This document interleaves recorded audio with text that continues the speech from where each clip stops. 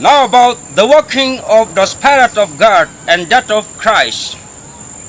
The guidance of the Spirit of Christ is internal and not external, while the guidance of the Spirit of God is internal as well as external. The new creature is guided by the Spirit of Christ in his mind. Sanctification of the soul of man by the Spirit of Christ is the old covenant, while sanctification of the soul of man by the Spirit of Christ is the new covenant. But no promise, no agreement has ever been made by God with Jesus Christ, nor with man on salvation and guidance. God has will and eternal plan rather. The old covenant was binding in the era of God the Father, and the new covenant in the era of God the Father and his Son Jesus Christ. The guidance of the Spirit of Christ began when the Counselor came on Jesus' ascension into heaven. This is the beginning of the new covenant. In the time of the old covenant, the Spirit of God was sanctification, guidance, protection, and help for his men. But in the time of the new covenant, the Spirit of God is protection and help for his men, whereas the Spirit of Christ is sanctification and guidance.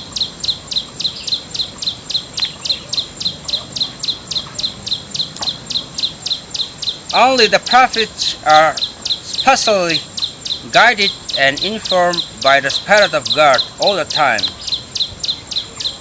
The Spirit of God pervades and protects a saint all the time. The Spirit of God travels from the abdomen to the left leg up to the tips of the toes and returns thence to the abdomen. Again, the Spirit of God travels from the abdomen to the right leg without stoppage in the same way, and again the Spirit without stoppage travels from the abdomen to the top of the head and returns thence to the abdomen. Finally, the Spirit without stoppage travels from the abdomen to the tips of both legs and roams about the bed of a saint while he is lying down or sleeping without leaving his body. This manner of pervasion and protection is maintained by God all the time, whether a saint is conscious or unconscious of it. This roaming of the Spirit of God around the bed feels like a man heavily jumping around. God made me feel this at Bakat Para in Assam in the month of March 2014. Satan embodiment imitated this might of God but failed to deceive me in any way. Their contentment, peace, constancy, and other spiritual riches in the Spirit of Christ. God can add to these spiritual riches as and when we need more of them. On the night of the 30th March 2014 at Bakat Para in Assam, contentment at 52 minutes past 10 in the pulse meridian, peace at 19 minutes past 11 in the pulse meridian, and constancy at 22 minutes past 11 in the pulse meridian were instilled into my shell in the heart one after another as practical examples. After the three spiritual riches were instilled into my shell, I was shown on the same night of the 30th March 2014 the three defensive points of the Spirit of Christ in the soul of man, where the spirit of sin is contained and burnt up, though the new creature is completely possessed by the Spirit of Christ. The three defensive points are the top of the head, the throat, and the heart. The spirit of sin, who comes to defile man, is contained and burnt up at these defensive points. When the Spirit of God enters the shell of man, one can feel a simmering inwards in the shells of the feet like a small particles of your endless number. And when the Spirit of God escapes from the shell of man, one can feel a bubbling outwards in the shells of the feet, like a small bubbles of your endless number. God made me feel this as example at Bakat Para in Assam on the same night of the 30th March 2014. Freedom from illness is a certain criterion of holiness, because illness is the working of the spirit of sin. But it may also be a sign of Satan's authority in the unholy. Illness can happen under presence of abiding spirit of sin or on admission of a certain supposed reason for illness. The spirit of sin who carries illness is always accompanied by another spirit of sin who carries a supposed reason for illness. Man cannot easily be sanctified from the spirit of sin who carries illness if he admits the supposed reason. But there may also be a certain time when illness is suffered in spite of being holy because of Satan's stubborn wickedness.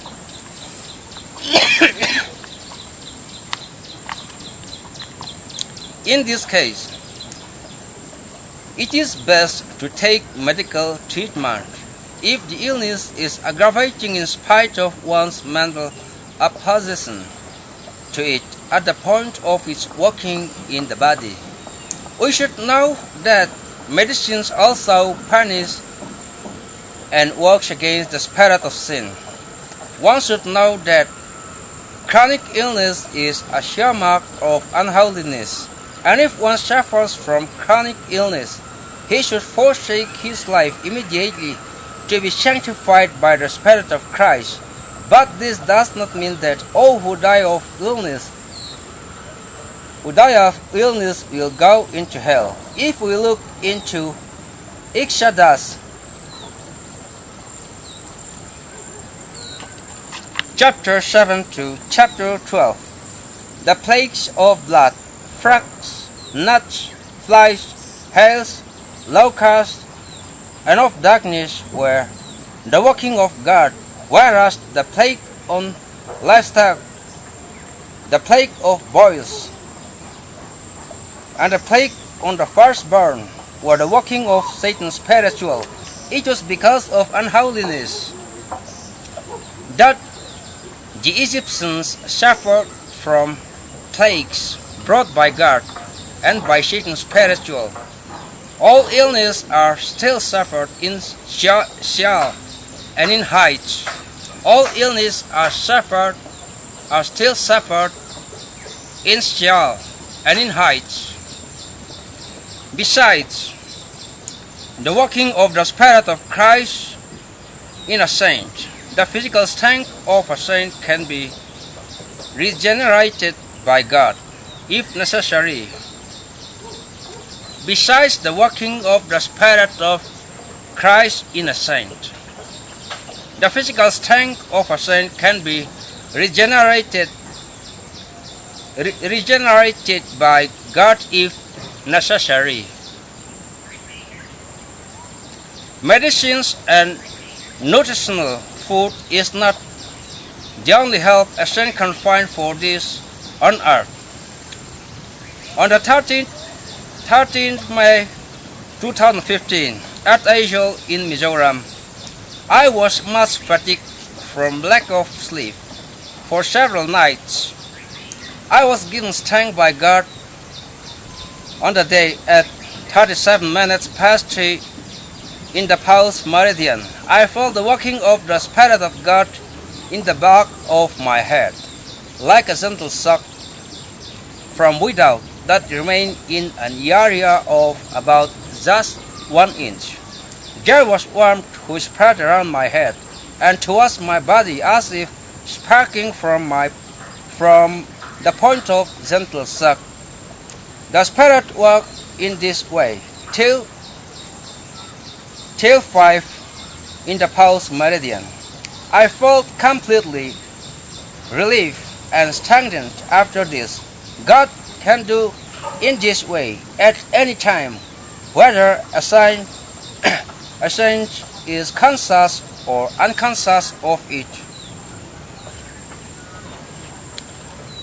When the soul of man is about to escape from his body, there is a crawling from the tips of the feet upwards to the head. When it reaches the throat, there is a shocking, gripping sensation around the throat, the jaw bones, and the cheek bones. After this, the soul immediately leaves the body from the top of the head. God showed me this in my body at Bakatpara in Assam in March 2014. Though He helped me from leaving my body when I reached my throat, Satan's embodiment made an imitation of this might of God but could not deceive me in any way. When you feel this kind of crawling in your body, forsake your life immediately if you have not been sanctified by the Spirit of Christ. Otherwise, you will die a sinner. Satanic revival carries with it half-hearted self-denial in the presence of onlookers as a matter of conscience or under compulsion or for love of popularity and recognition, insistence of something in the name of God, unreasonable contribution of much money or something worth much money, compulsion of others to surrender by prayer, compulsion of others to get up and dance, admonishing of others in the name of God as a mind-seer, prolonged prayer, weeping emotion, habitual shouting of Alleluia or Amen, preference of conspicuous place for religious activities, involuntary movement of the limbs and the tongue, side row and front row. The Spirit of Christ does not have different behaviors. He has only one behavior, but the Spirit of Satan has different behaviors. The Spirit of Christ does not have different behaviors. He has only one behavior, but the Spirit of Satan has different behaviors. A saint does not know the mind of man, but he can know the behavior of the Spirit of Christ. The church should not be administered by the wisdom of man, but by faith. The church needs a group of saints for its leadership to go by faith from the highest level. A ceremonial act of ordainment is not necessary on the work of clergy. Formal entrustment of a saint by a saint or by a group of saints with a certain work is enough. No one can give God anything. All things are His except the spirit of sin. All things are made by God except sin. God never insists anything upon His man. Tithe, offering, and observance are all the results of deception of the saints by Satan's embodiment in the time of the Old Covenant.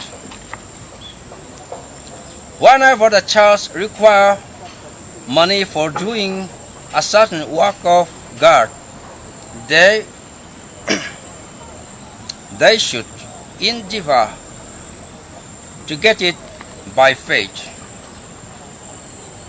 A saint should contribute an amount which, according to the working of the Spirit of Christ in him, is required for him at a certain time.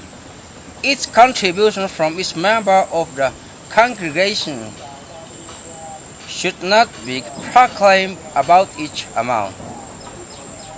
Do not try to preach. You should preach only if the Spirit of God guides you in your mind to do so. A spirit of sin who carries a touch of unrighteousness and another self-entrustment carrying spirit of sin are always combined together when Satan's embodiment attempts to send out a missionary. Satan's spiritual and the spirit of sin also work in this way when they attempt to send out a missionary.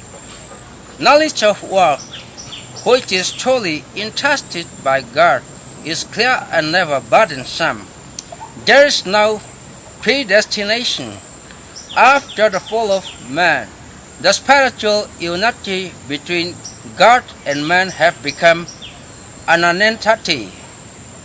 A sinner cannot be predestined by God to do his work, but whoever becomes sanctified for forsaking of life is entrusted by God with a certain work for the growth of his holy kingdom, and forsaking of life depends on one's own sweet will and is not in the hands of God. Otherwise, the unholy may have complained and will be saved. There is not weakness in the new creature, and physical weakness is not weakness either, but man may fall because of love of the world. If not for failure to distinguish the thoughts given by the spirit of sin, one may wrongly take himself to have been fallen because of the spirit of unrighteousness. There is not the Garden of Eden on earth in reality. It is the holy soul of man. While Eve and Adam were having sexual intercourse, they had not been defiled yet. It is failure to distinguish the spirit of sin, especially the spirit of unrighteousness, which was the root cause of their fall. Therefore, this failure made them admit the spirit of love of the world as their own new nature. For a married couple, sexual intercourse is not sin. It is the spirit of unrighteousness and the spirit of love of the world, which defiles man. As for me, I have been sanctified since the year 1991 when I forsook my life at Ramhun Veng Lai in Aizawl. I began to drink liquor on the 16th October 2009. I know drinking of liquor is not a commission of sin. On the 2nd August 2013, I was given spiritual ear at Bukial in Assam while I was holding a cup of rum. A son should be very careful not to overlook his holiness and the spirit of unrighteousness. There are two manners of walking. One is walking to do what is thought to be a good thing, and another is walking with the Spirit of Christ in him. In mind. There are two manners of walking. One is walking to do what is thought to be a good thing, and another is walking with the Spirit of Christ in mind. The Spirit of God or the Spirit of Christ never guides a saint to others. A saint himself needs to see the guidance. God's program and Satan's program always oppose each other, whereas God's programs never oppose each other. The spirit of Christ never leads the saints into difficulties and sufferings. It is Satan's embodiment, Satan's spiritual and the spirit of sin, who cause this.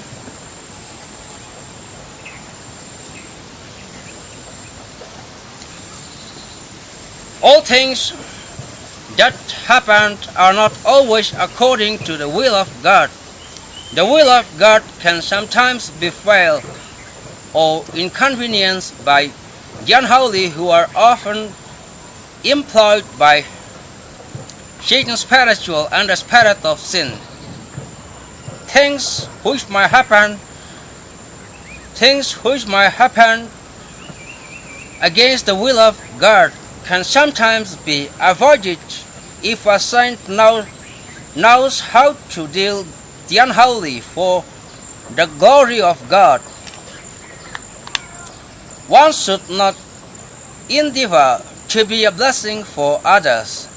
Being guided in mind by the Spirit of Christ is how to be a blessing for others. The tent of the Lord cannot be extended on one's own.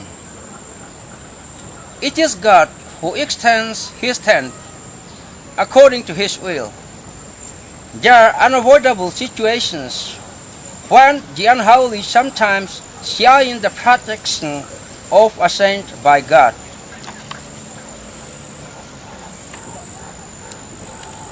Wisdom in governance, administration, and in guidance of the lives of others exists only in holiness.